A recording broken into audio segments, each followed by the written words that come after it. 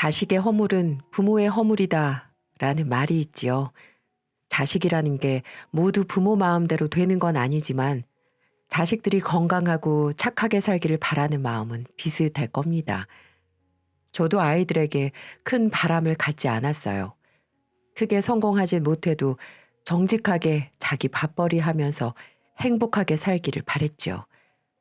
그런 부모의 마음을 몰라주는 자식이 야속하고 속상하기도 하지만 결국 그것도 자식을 제대로 키우지 못한 부모의 잘못일지도 모릅니다. 안녕하세요. 전 시장에서 생선 가게를 하고 있는 60대 평범한 아줌마인데요. 오늘 전 제 자식에 대한 이야기를 여러분들에게 풀어놓으려고 합니다. 솔직히 자랑거리도 아닌 일을 온 동네방네 소문내는 것 같아 부끄럽기도 하지만 자식의 허물을 모른 척하는 것도 제 자신의 허물을 덮는 것과 다름없다는 생각이 들더군요. 그래서 이렇게 용기를 내봅니다. 지금부터 오랫동안 가슴 깊숙이 묻어두었던 속 얘기를 들려드릴 테니까 부디 끝까지 잘 들어주세요. 전 27에 결혼을 했어요. 당시에는 좀 늦은 나이에 결혼했다는 얘기를 많이 들었거든요. 하지만 지금 돌아보면 참 꽃다운 나이였는데 왜 덜컥 결혼을 결심했는지 조금은 후회도 됩니다. 그 정도로 남편은 자상하고 좋은 사람이었어요. 전기 기능사였던 남편은 나름 월급도 많이 받는 성실한 남편이었습니다. 사람 좋고 술, 담배 안 하고 직장도 괜찮고 결혼 상대자로 이만한 남자도 없겠다 싶었죠. 무엇보다 수줍게 고백하는 이 남자의 순수함에 반했다고 할까요? 사실 이 남자가 제게 마음이 있다는 건 진즉부터 눈치를 챘지만 그렇다고 여자가 그렇게 쉽게 넘어갈 수 있나요? 몇 번을 튕기면서 새침하게 굴었죠. 당시 남편이 저랑 데이트 한번 하려고 얼마나 조바심을 내던지 그때 생각을 하면 지금도 웃음이 터져 나옵니다. 그 사람의 지극정성 같던 구애 끝에 우린 진지하게 만나며 사랑을 키웠고 결국 한평생을 같이 하기로 결정을 했습니다. 결혼을 하고 아이를 낳고서도 남편은 한결같았어요. 가정을 소중히 여길 줄 알고 가장으로서 책임감도 강했죠. 그 사람은 자상한 남편이자 훌륭한 아빠였습니다. 제가 남자 하나는 정말 잘 골랐다는 생각이 들 만큼이나요. 시장에서 생선 가게를 하며 자식들을 키운 시부모님도 제게 참 잘해주셨어요. 귀한 사람을 며느리로 들였다고 하시며 저를 무척 예뻐하셨죠. 온화하신 시부모님을 보니까 남편의 따뜻함이 어디에서 왔는지 알겠더라고요. 시어머니께선 생선머리를 툭툭 잘라내듯 당신의 험난한 인생을 무심히 말씀해 주셨습니다. 아무것도 없는 빈털털인데 애들 가르치고 먹이는 일이 보통 힘이 들어야지. 시장에서 생선 몇 마리를 팔아보려고 해도 억센 시장 사람들 텃세가 얼마나 드센지. 그래도 어쩌겠니. 이악 물고 악착같이 살았지. 생선을 팔고 집에 돌아가는 길에 야트막한 언덕이 있는데 그 언덕을 오르면서 얼마나 울었는지 모르겠다. 그래도 시간이 지나니까 이만큼 사라지더구나. 그 어려운 삶을 버티면서도 시어머니는 자식들에게 정직하고 착하게 살라고 가르치셨대요. 제 남편이 올곧고 성실한 사람이 된 것도 모두 시어머니의 영향 때문이었겠죠. 시어머니의 그런 말을 들으면서 저도 자식을 그렇게 키워야겠다고 다짐했습니다. 서로 형편이 비슷했던 우리 두 사람은 큰 욕심 부리지 않고 작게 신혼살림을 차렸습니다. 하지만 성실한 남편 덕분에 결혼 3년 만에 작은 아파트도 마련할 수 있었어요. 낡고 오래된 아파트였고 적지 않은 은행빚도 써야 했지만 계약서에 도장을 찍던 순간이 얼마나 좋았던지요. 세상을 다 얻은 듯한 기쁜 날이었지만 동시에 세상을 다 잃은 듯한 슬픈 날이기도 합니다. 집 계약을 한 날 가깝게 살던 시부모님을 모시고 저녁을 하기로 약속을 했습니다. 그런데 아무리 기다려도 남편이 집으로 돌아오지 않는 겁니다. 그렇게 한참을 기다리고 있는데 집으로 전화 한 통이 걸려왔어요. 불길한 예감을 애써 떨치고 수화기를 들었지만 전 남편이 사고를 당했다는 날벼락 같은 소식을 들어야만 했습니다. 그날 마지막 작업을 하던 남편이 전봇대 고압선을 잘못 건드려 감전이 됐고 급하게 병원으로 옮겨졌다는 것이었습니다. 남편의 사고는 제 생각보다 훨씬 심각했었죠. 병원으로 달려간 제게 의사는 급히 수술을 해야 할 정도로 위중하고 잘못하면 목숨을 잃을지도 모른다고 말했어요. 전 다리에 힘이 풀려 털썩 주저앉고 말았습니다. 이제 우리 식구 안심하고 살 수 있는 집도 마련했고 행복하게 잘 살기만 하면 되는데 느닷없이 찾아온 불행에 절망했습니다. 전 의사 선생님에게 사정했어요. 제발 살려만 달라고, 우리 남편 죽지 않게만 해달라고 울고불고 매달렸죠. 그렇게 남편은 6시간이 넘는 수술을 했습니다. 천만다행으로 목숨은 건졌어요. 하지만 사고의 대가는 혹독했습니다. 남편이 그만 두 다리를 잃고 만 것이죠. 수만 볼트가 넘는 고압 전류에 큰 화상을 입은 남편은 10번이 넘는 크고 작은 수술을 견뎠습니다. 그래도 걱정 말라며 제 손을 잡고 위로하던 사람이었어요. 그렇지만 남편은 결국 양다리를 절단해야 할 수밖에 없는 상황에 이르고 말았죠. 남편이 살아있다는 것만 해도 감사한 일이었지만 멀쩡했던 사람이 이제 스스로 걸을 수 없다는 사실을 받아들이기가 참 어렵더군요. 상실감이 가장 크고 힘든 건 바로 남편 자신이었을 겁니다. 어느 날 새벽 병원에서 잠을 밑에서 청하고 있는데 제 귓속에서 오열하는 소리가 들리는 겁니다. 저는 꿈인 줄 알았어요. 요즘 매일을 정신없이 살다 보니 피곤해서 이상한 꿈을 꾸는가 보다 하고 생각을 했어요. 하지만 그건 꿈이 아니었습니다. 바로 남편이 누워서 오열하는 소리가 맞았어요. 여보, 왜 그래? 어디 아파? 간호사 불러줄까? 왜 그렇게 슬피 우는데? 여보, 나 솔직히 자신이 없어. 나 앞으로 인생 어떻게 살아야 돼? 이 몸이 돼서 어떻게 아이들을 키우며 살아야 하냐고. 차라리 죽어버렸으면 애들 위해 보험금이라도 나오지. 왜 살아서 나를 이렇게 힘들게 하느냐 말이야. 당신까지 왜 나를 힘들게 하는 거야? 우리 이겨내기로 했잖아. 그런데 왜 이렇게 당신답지 않게 나약한 소리를 하는 거야? 다리 없어도 사는데 지장 없어. 내가 당신 두 다리가 되어줄 거야. 그러니 울지 마. 당신 이러면 내가 너무 마음이 아프잖아. 전 이렇게 남편을 달래보았지만 남편의 눈물은 멈추지 않았습니다. 한동안 계속 울다가 지쳐서인지 눈가에 눈물이 맺히며 잠을 청하더군요. 그 모습을 본 제 마음은 어떻겠습니까? 정말 속이 갈기갈기 찢어지는 줄 알았어요. 한쪽 다리만이라도 내 다리를 가져갔으면, 그러면 남편이 조금 덜 힘들어 할 텐데, 이런 생각이 들더군요. 건강했던 자신이 휠체어 없이는 꼼짝도 할 수 없는 신세가 됐다는 사실은 얼마나 절망적이었을까요? 감히 상상할 수도 없을 만큼 힘들고 괴로웠을 겁니다. 하지만 남편은 그 뒤로는 더 이상 나약한 소리를 하지 않았어요. 강한 사람이었습니다. 두 다리를 잃은 것도 모자라 화상 후유증으로 큰 고생을 해야만 했던 그 사람은 현실을 비관하지 않고 꿋꿋하게 버텨나갔어요. 남편은 보기도시를 휠체어를 혼자 타고 나가 두 손이 부르트도록 연습을 하더군요. 휠체어를 능숙하게 탈 수 있어야 그래도 사람 굿이라며 살 수 있다며 배시시 웃는 겁니다.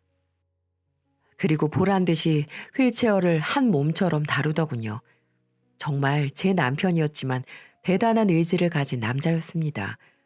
저 같았으면 좌절 속에서 헤어나오지 못했을 것 같은데 남편은 달랐어요. 전 그런 남편을 보며 반성을 참 많이 했네요. 누구도 남편보다 더 힘들진 않을 텐데 절망을 하고 있는 건 남편이 아니라 오히려 제 자신이라는 사실이 참 부끄러웠습니다. 그래서 다신 울지 않기로 다짐했죠. 가족과 가정을 끔찍이 생각하는 남편이 이렇게 제 옆에서 숨을 쉬고 말을 건넬 수 있다는 사실에 감사했습니다. 제가 남편의 다리가 되어주면 된다고 생각했죠. 그렇게 우리 두 사람은 닥쳐온 불행에 허우적대지 않고 최선을 다해서 살기로 결정했습니다. 남편은 집에서 빈둥대기 싫다며 시어머니의 생선 가게에 나가기 시작했습니다. 어머니는 그런 남편을 한사코 말렸지만 일을 돕지 못하게 하면 전단지라도 돌릴 거라며 남편이 조금도 물러서지 않는 겁니다. 장애인이 된 아들을 보는 시부모님의 마음은 얼마나 아팠겠습니까? 그런 아들이 겨울 삭풍을 맞으며 생선을 판다는 게 마음이 쓰였겠죠. 하지만 남편은 다리 없이도 생선은 팔 수 있으니까 자신한테 딱 맞는 일이라며 어머니를 향해 밝게 웃는 겁니다. 그런 남편의 의지에 우리 식구 모두가 두 손 두 발을 다 들고 말았죠. 남편은 절단 수술을 한 지 꼭 일주일 만에 휠체어를 자유자재로 다뤘고 2주 만에 생선 가게에 나와 본격적으로 일을 도왔으니 의지가 얼마나 대단한 사람인지 아시겠죠? 그런 남편 덕분에 우린 그 악몽을 비교적 수월하게 떨칠 수 있었어요. 당사자가 아무렇지도 않게 행동을 하고 생각을 하니까 참담한 불행도 조금씩 받아들여지더군요. 남편은 어머니의 생선 가게를 열심히 도왔습니다. 오히려 어머니보다 더 일찍 가게에 나가 문을 열고 장사 준비를 할 정도였으니까요. 남편의 노력에 우리 가족은 조금씩 웃음을 되찾고 있었습니다. 하지만 수많은 사람이 오고 다니는 시장통에서 두 다리가 없는 사람을 보는 사람들의 시선은 어쩔 수 없더라고요. 한 번은 이런 일도 있었습니다. 생선을 사러 온 손님이 물건을 건네는 남편을 보며 인상을 쓰더군요. 아유, 먹는 거 파는 가게, 웬 장애인이야? 됐어요. 다음에 올게요. 손님이 툭 던진 말에 남편의 얼굴은 새하얗게 질렸고 격분한 시어머니는 손님에게 소금을 왕창 뿌리면서 고래고래 소리를 질렀죠. 이 미친 여편네가 남의 집 귀한 자식한테 막말을 찌꺼리고 지랄이야. 뚫린 입이라고 아무 말이나 막 쏟아대는 거야? 다시는 우리 가게 얼씬거리지도 마. 이 지랄 맞은 여편네야. 저도 시어머니가 그렇게 화를 내시는 모습은 처음 봤어요. 남편이 그런 어머니를 말려야 할 정도였죠. 그래도 남편은 좌절하지 않았어요. 오히려 손님들에게 더 살갑게 대하며 자신의 장애를 극복했습니다. 어느 순간 남편 없이는 생선 가게가 제대로 돌아가지 않을 정도로 남편은 제 몫을 다했습니다. 하지만 남편의 그런 노력에도 불구하고 우리 가족을 기다리는 사건은 또 있었습니다. 늘 우리 부부를 살갑게 대하던 시어머니는 말기 위암으로 고생만 하시다가 세상을 떠나고 마셨어요. 아들이 사고를 당해 매일을 눈물로 보내신 어머님, 그렇게 어머님은 하늘나라로 가셨습니다. 어머님은 아들의 손과 발이 되어주셨고 제 인생을 살아가는 걸 도와주기 위해 독하고 악착같이 남편을 대하셨습니다. 때로는 욕을 하기도 하고 때로는 무심하게 행동하기도 하고 그랬던 이유는 이 세상에서 건강한 몸뚱아리로도 살아가기 힘든데 장애인이라는 타이틀이 붙으면 더 살아가기 힘들 거라면서 말이죠. 아직 우리나라는 차별이라는 굴레를 벗어나지 못했기 때문에 이 사회에서 살아남으려면 건강한 사람보다 2배, 3배는 더 열심히 살아야 한다며 가르치셨던 분이셨죠. 하지만 하늘은 이런 착하고 현명한 어머니를 너무 일찍 데려가셨어요. 그리고 1년 뒤 아버님마저도 심장마비로 돌아가셨고요. 아버님도 어머님 돌아가시고 아들마저 저렇게 있으니 많이 속상해 하셨어요. 저를 보면 말씀도 안 하시고 울기만 하셨습니다. 그렇게 부모님을 허망하게 보낸 남편은 크게 상심했어요. 자신의 두 다리를 잃을 때보다 훨씬 더 아파하고 힘들어했죠. 전 그때부터 직장을 그만두고 남편과 함께 시어머니의 생선 가게를 운영하기로 결정했습니다. 우리 두 부부는 정말 열심히 가게를 운영했어요. 시어머니가 평생 털을 닦아온 가게에 누가 되지 않도록 진짜 최선을 다했습니다. 남편은 좋은 물건을 꼼꼼히 골라 가져오는 일을 게을리하지 않았고요. 틈만 나면 식당이나 공장 한밭집을 찾아다니며 거래처를 텄습니다. 손님에게 친절한 건 기본이었고 단골 손님에겐 덤을 아낌없이 주면서 진심으로 장사를 했죠. 그 노력이 빛을 발했던 걸까요? 생선 가게는 계속 번창했고 매출도 크게 늘었습니다. 우리 큰딸과 작은 아들 부족함 없이 키우고 대학도 보낼 수 있을 정도로 장사가 잘 됐습니다. 이건 모두 불편한 몸으로 최선을 다해 살았던 남편 덕분이지요. 좌절 앞에서 무릎 꿇지 않고 꿋꿋하게 자신의 책임을 다한 남편의 의지 때문입니다. 그렇게 우리 부부는 서로를 의지하며 절망 앞에서도 굴하지 않고 당당했습니다. 큰딸은 여러분들 다 아시는 라면으로 유명한 번듯한 대기업에 취직을 했고요. 공무원이 된 작은 아들은 주민센터에서 근무를 하고 있습니다. 이제는 아이들도 다 키웠고 아무 걱정 없이 행복할 것만 같았습니다. 이 정도면 어려운 환경 속에서도 아이들 잘 키운 거 아닌가요? 그렇지만 자식이 원수라고 했던가요? 우리 부부를 충격에 빠뜨리는 일이 생기고 말았어요.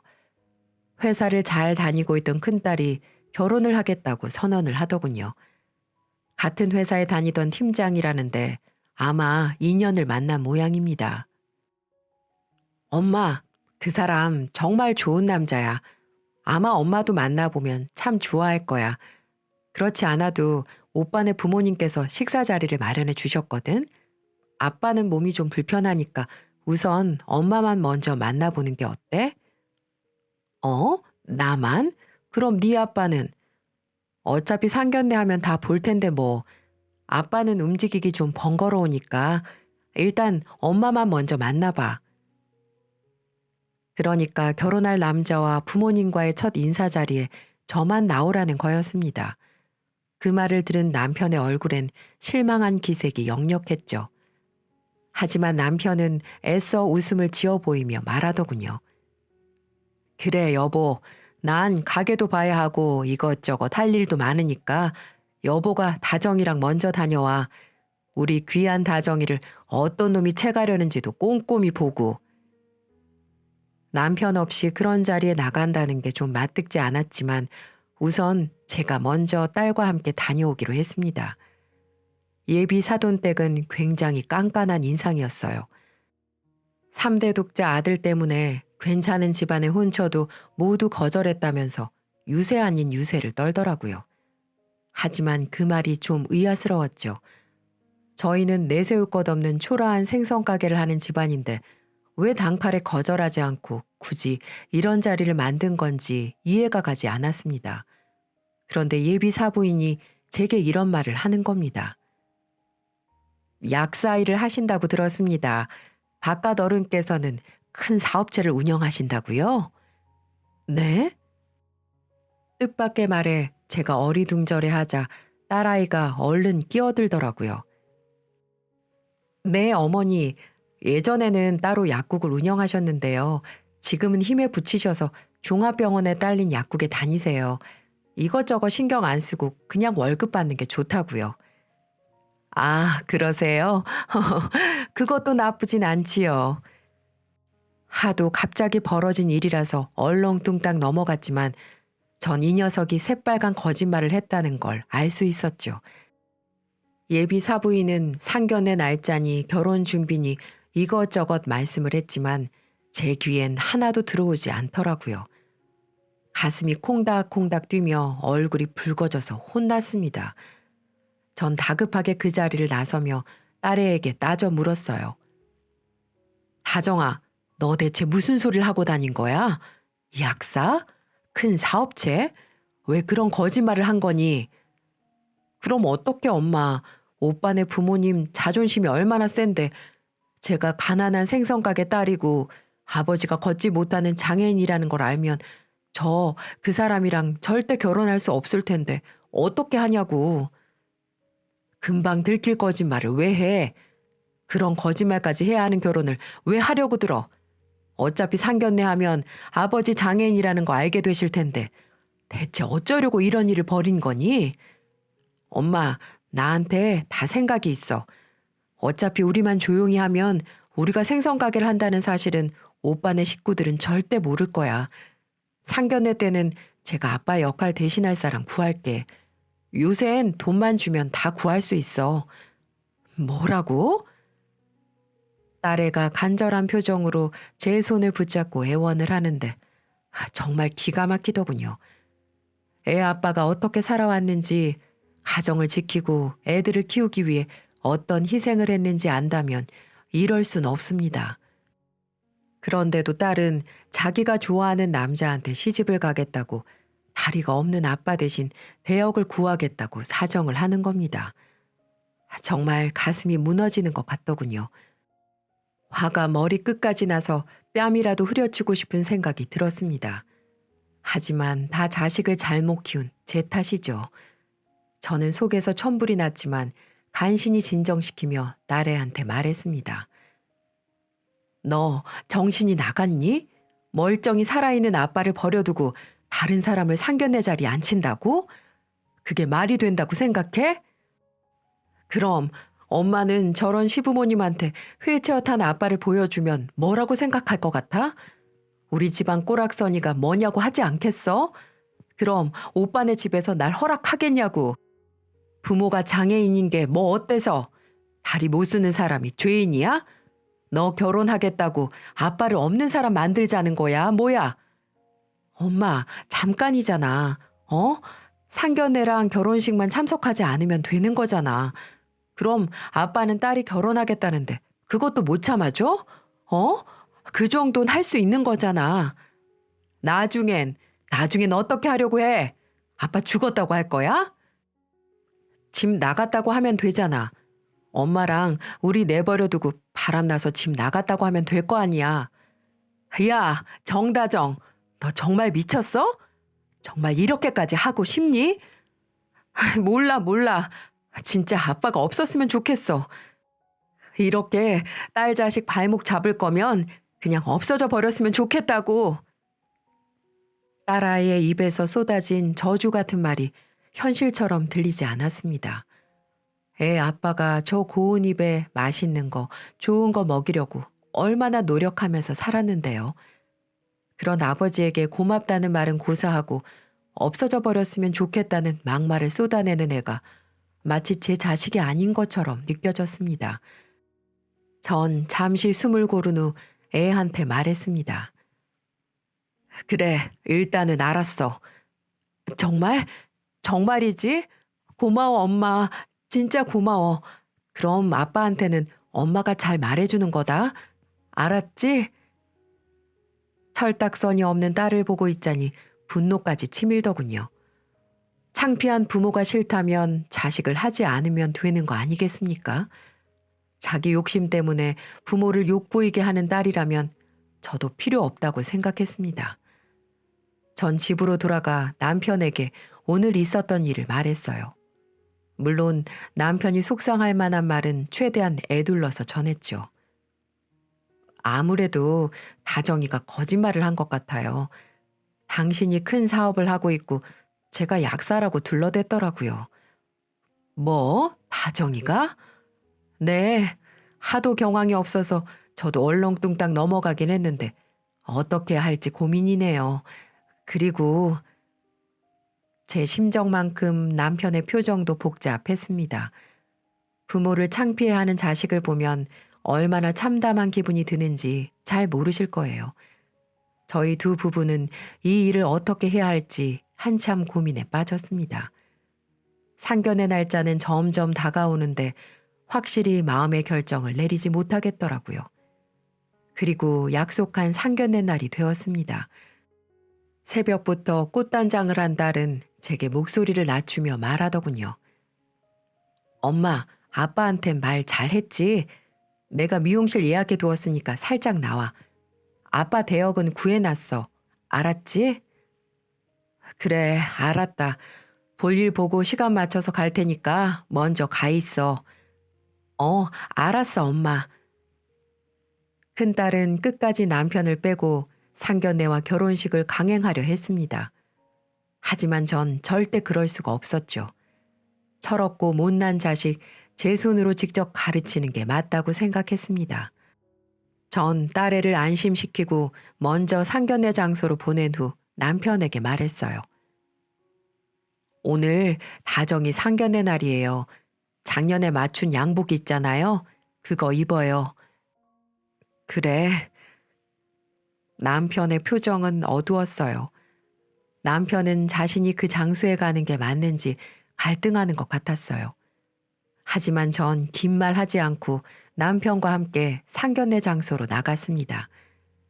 저는 떨려오는 심장을 부여잡고 당당하게 남편의 휠체어를 밀며 상견례 장소의 문을 열고 들어섰습니다. 그렇게 세차게 상견례 문을 박차고 들어가자 모든 사람들이 저희를 쳐다보더군요. 다들 하나하나 놀란 표정이었어요.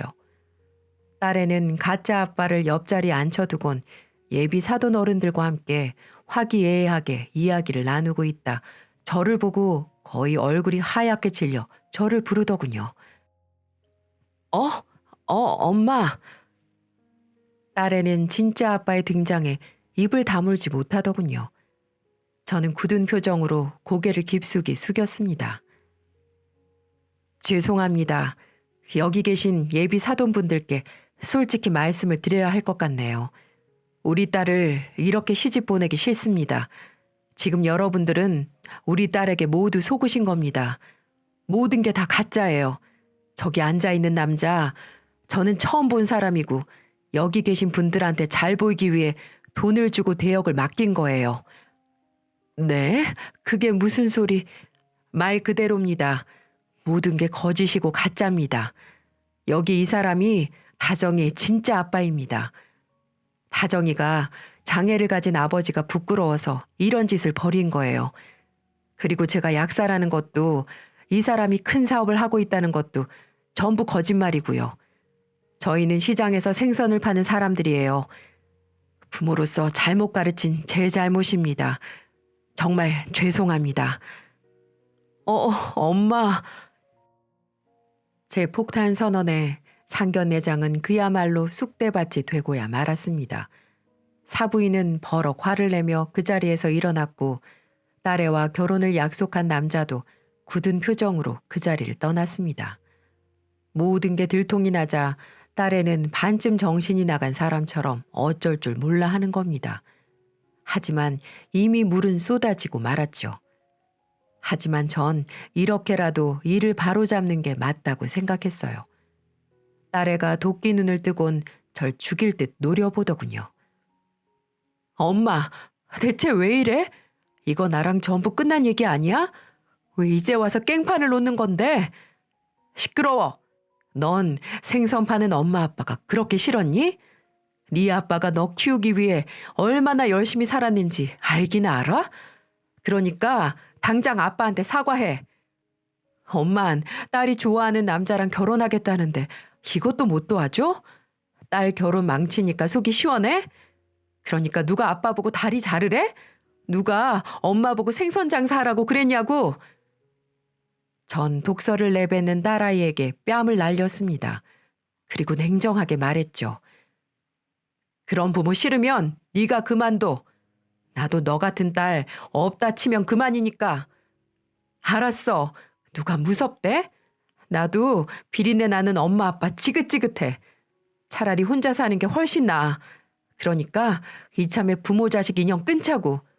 오늘부터 딸 죽었다고 생각하면서 살아. 전 악다구니를 쓰는 딸을 두고 냉정하게 뒤돌아 섰습니다. 진심이었어요. 이런 딸을 키우려고 그렇게 힘든 삶을 살았나 싶더라고요. 아무리 제 배로 낳은 자식이지만 이럴 수가 있나 싶었죠. 두 손 두 발 싹싹 빌어도 시원치 않을 판에 바락바락 대드는 딸에게 배신감까지 들었습니다. 그 뒤로 딸아이는 집에 들어오지 않았습니다. 하지만 전 개의치 않았어요. 제겐 배은망덕한 딸 자식보단 제 남편이 더 소중했으니까요. 하지만 남편은 그렇지 않은 모양이에요. 어느 날 제게 조용히 이런 말을 하더군요. 여보, 난 괜찮아. 그러니까 당신도 그만 화 풀어. 다정이 제가 욕심이 많아서 그래. 어려서부터 그랬잖아. 지도 그 남자랑 얼마나 결혼을 하고 싶으면 그랬겠어. 그러니까 우리가 이해하자. 아니, 난 그럴 생각 없어요. 지가 무슨 잘못을 했는지 똑똑히 가르쳐 줄 생각이에요. 만약 잘못을 뉘우치지 않으면 나도 걔 영원히 볼 생각이 없어요. 단호한 제 말에 남편도 당황해 하더라고요. 물론 신경이 조금도 쓰이지 않았다면 거짓말이겠죠. 애지중지 키운 딸, 신세 망치고 싶은 부모가 어디 있겠습니까? 하지만 아닌 건 아니라고 생각했습니다.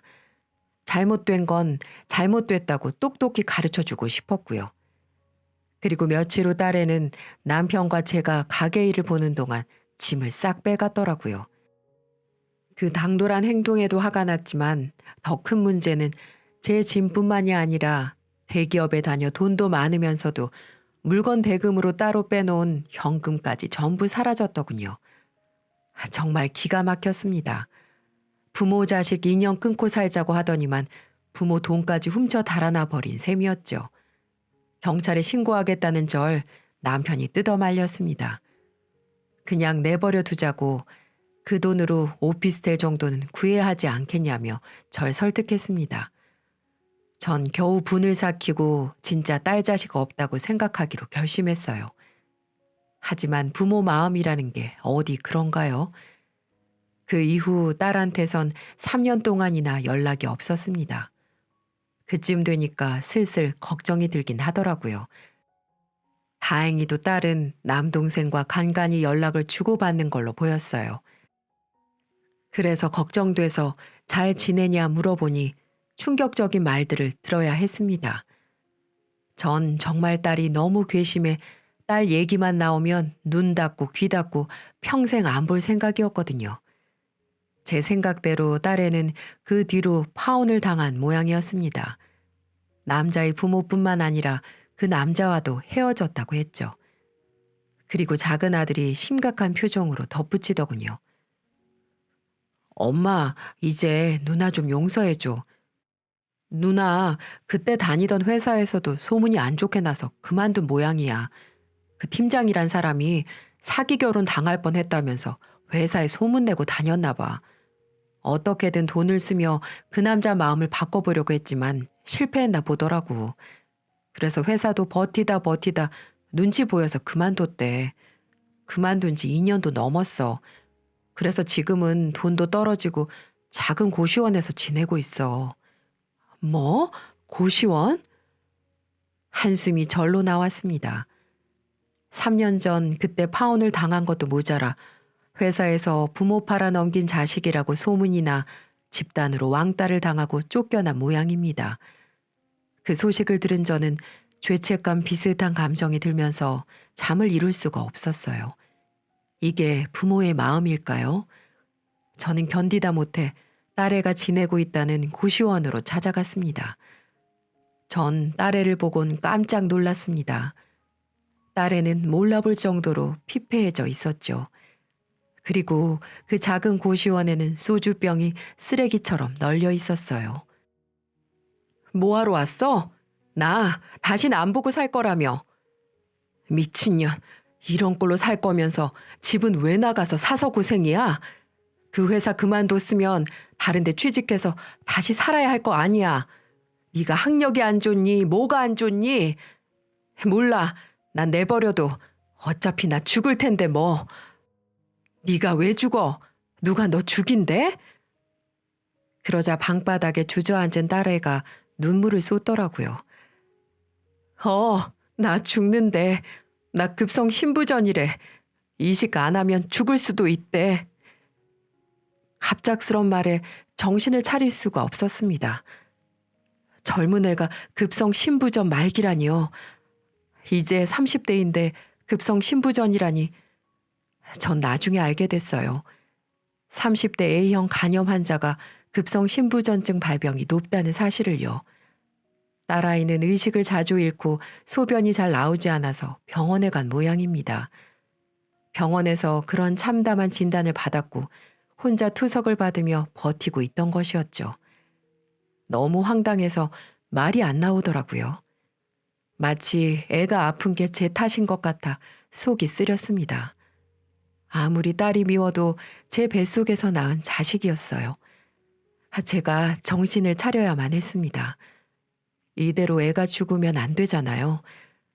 전 딸아이를 데리고 다시 정밀 검사를 받았습니다. 의사 선생님 말씀이 이미 신장이 망가질 대로 망가져서 회복은 불가능하다고 했습니다.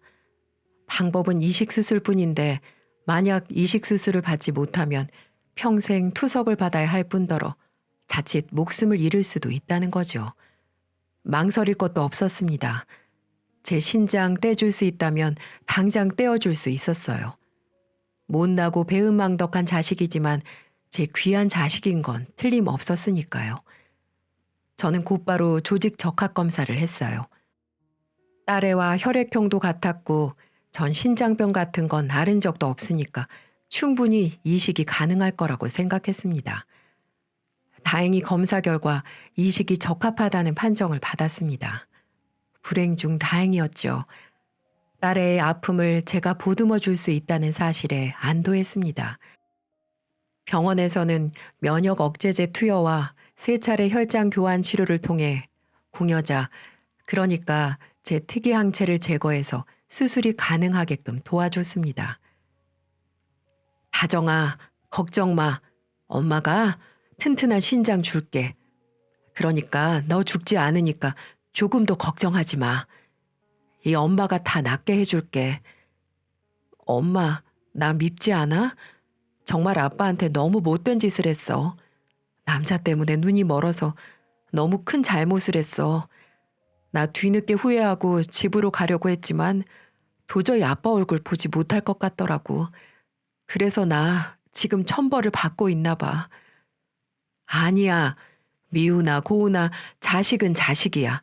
아빠도 지금 다 용서하셨어.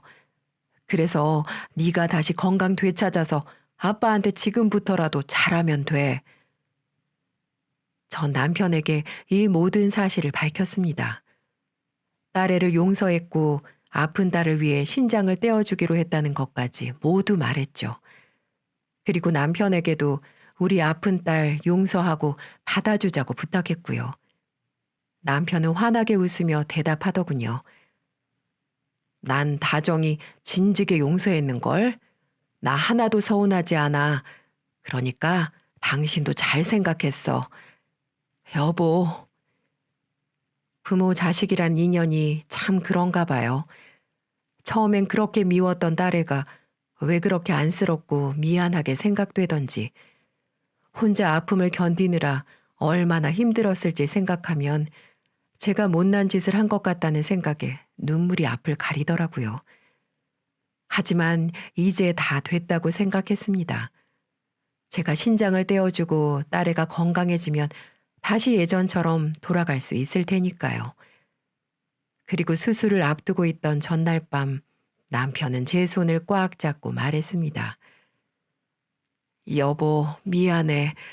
당신을 이렇게 무서운 수술실로 들어가게 해서. 당신은 내 아내이자 내 소중한 스승님이야. 당신이 없었으면 난 이미 이 세상에서 죽은 몸이고 살아갈 이유도 없었을 거야. 그러니 당신도 내일 힘내고 꼭 밝은 모습으로 나와서 우리 제주도 여행 가자. 당신 가고 싶어 했잖아. 꼭 약속해줘. 남편은 저보다 제가 수술받는 사실이 무서웠나 봅니다. 남편도 조직 검사를 해봤지만 일치하지 않았어요. 그로 인해 남편은 큰 상심을 했었죠. 본인이 아파도 제가 아픈 걸 원하진 않았나 봅니다. 밤새 제 옆에서 손을 잡고 한시도 떨어지지 않았어요. 그리고 수술 당일 제 이마에 뽀뽀를 해주며 제 수술이 끝날 때까지 기다려 주었습니다. 그리고 하늘에서 우리의 가정을 지켜주셨어요. 수술은 무사히 끝나고 저와 딸은 수술을 무사히 마칠 수 있었습니다. 이제 우리 가족은 다시 내 식구로 살 수 있게 된 거였어요. 제 아빠에게 미안해서 엄마 아빠한테 아무 말도 못하고 혼자 고통스러운 하루하루를 지내던 딸은 다시 건강을 되찾을 수 있었고요. 그 이후 지금 우리 식구는 그 어느 때보다 단란하게 잘 지내고 있습니다. 저의 신장을 받은 딸아이는 생선가게 합류해 열심히 장사를 배우고 있는데요. 누구 닮아서인지 손님들한테 싹싹하고 야무지게 일을 잘하더라고요. 아마 제 남편을 닮아서겠죠? 매일 아빠 옷도 입혀드리고 양말도 신겨드리고 휠체어를 직접 끌며 산책을 매일같이 다니기도 한답니다. 평소에 다니지도 않던 교회에 나가서 본인 잘못을 울면서 회개하더니 이제는 새벽마다 교회에 나가 아빠를 위해 기도를 하는 딸이 되었어요. 어릴 적 철없을 때는 시장에서 생선 파는 우리를 보고 창피하다고 했었던 딸이 지금은 고무장화를 신고 손님이 오면 어서 오세요. 오늘 갈치 좋은 거 나왔는데 한번 드려볼까? 이렇게 똑 부러지게 생선을 파는 아가씨로 변했네요.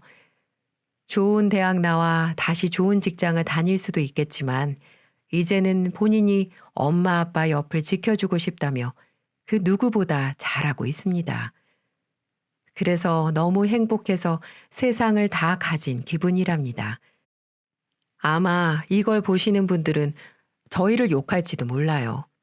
자식한테 그렇게 당했는데 뭐하러 신장까지 줘가며 용서를 해주냐면서 말이죠. 저도 한때는 그랬었죠. 하지만 직접 겪어보시면 자식을 버리기는 쉽지 않습니다. 버리기보다 어떻게든 사람 구실하게 만드는 게 부모 아닌가요? 품 안의 자식이라는 말처럼 제멋대로 행동하는 자식이지만 어쨌든 눈에 넣어도 아프지 않을 사랑하는 제 자식인걸요. 그러니 저희 가족을 많이 응원해 주시면 감사하겠습니다. 저와 남편 잘한 거 맞죠? 제 사연은 여기서 마치도록 할게요. 아무리 각박한 세상이라지만 저는 가족보다 더 소중한 인연은 없다고 봐요. 이걸 보시는 모든 분들이 한 번쯤 엄마, 아빠, 딸, 아들을 생각하며 돌이켜보는 시간이 되셨으면 좋겠습니다. 감사합니다.